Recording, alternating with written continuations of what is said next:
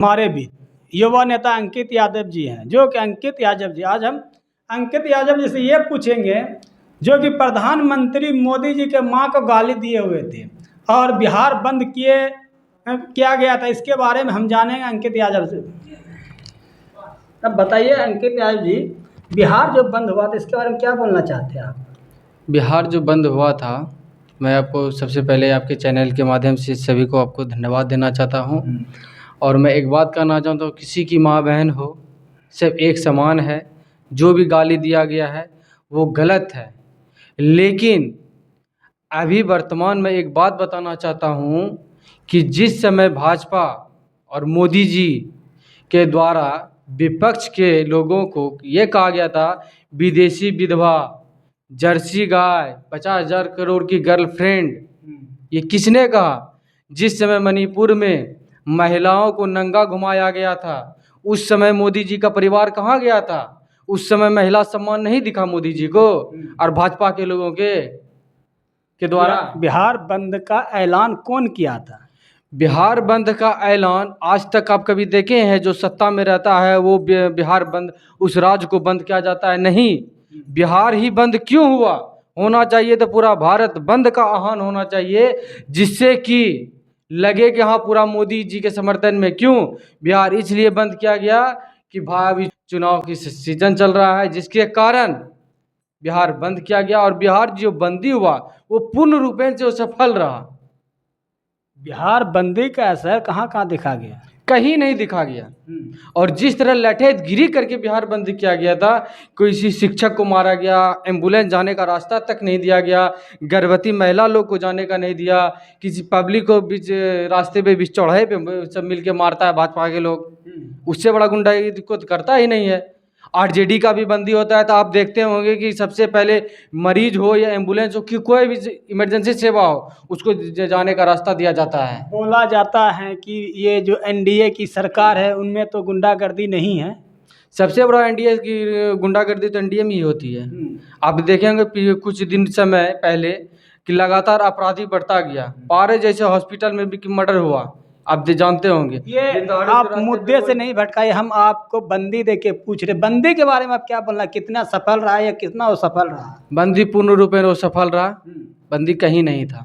बंदी कहीं नहीं था। बंदी के बारे में सुन रहे हैं कि बहुत बंदी का असर हो रहा है, अब क्या ये चुनाव पे भी असर पड़ेंगे? मैं जिस दिन बंदी था, मैं नारायण के द्वारा भागलपुर होते हुए, तारापुर होते हुए भागलपुर तक गया, कहीं कोई कुछ नहीं हुआ मेरे साथ।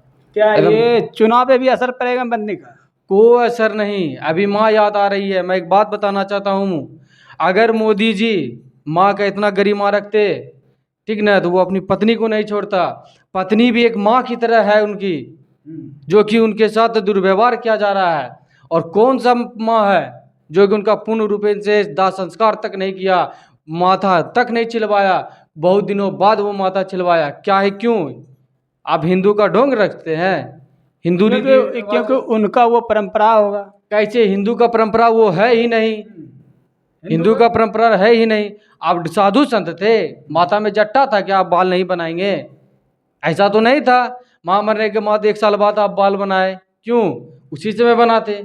इसके बारे में आप क्या बोलना चाहते हैं?